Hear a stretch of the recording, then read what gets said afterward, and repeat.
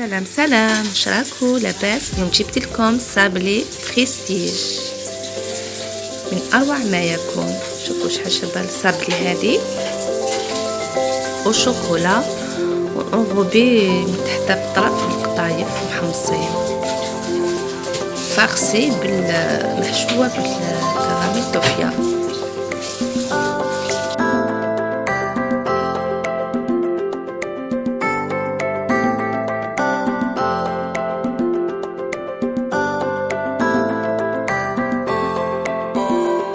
نبداو على بركة الله. 250 غرام مارغرينا بال، نص كاس سكر، نخلطو، نزيدو معلقة صغيرة فاني، 2 حبات بيض، نخلطو مليح، نزيدو نص كاس زيت، نزيدو نص كيس خميرة كيماوية لا لوفر، 2 مغارف كبار فول سوداني يعني كاوكاو مرحي مليح بودرة.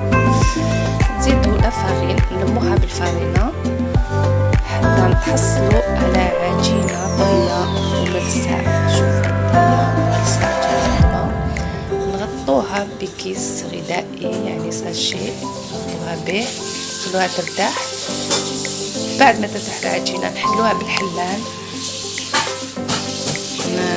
نديرلها طابع يعني نقطعوها بطوابع على شكل دوائر، طابع دائري، ندخلوها للفرن على 180 درجة، نحمروها غير شوية من تحت.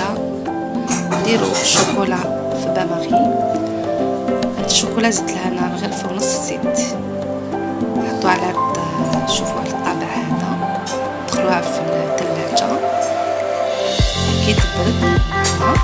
هنا ناخدو الكادو تاعنا، نستعملو كراميل توفيا ونلصقوه حبة بحبة الكراميل توفيا على هذا الشكل. شوفوا الشكل.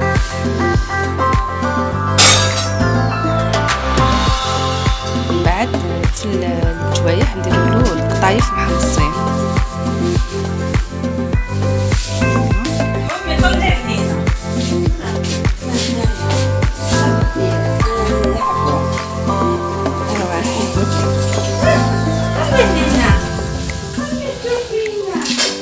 الشوكولا تاعنا حيناها في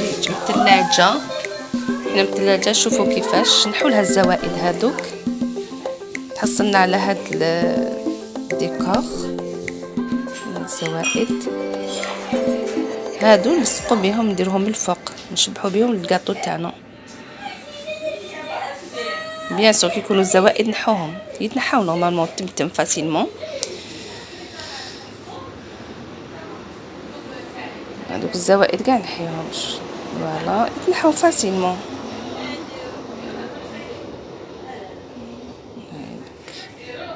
شوف الشكل، عفوا شوفوا الشكل. نديرو الحلوى تاعنا من الفوق، نديرها شويه شوكولا، نلصقوا لها هذوك الديكور.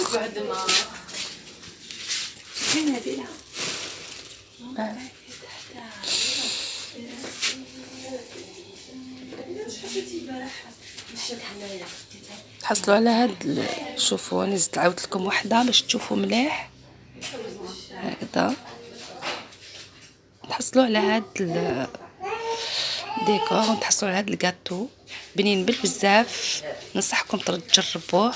فاغسي بالشوكولا، فاغسي بالكراميل توفيا، انغوبي من تحت بالجوايه بالقطايف محمصين، وديكوري او الشوكولا. سلام، متنسونيش بالجيم والضغط على زر الاشتراك.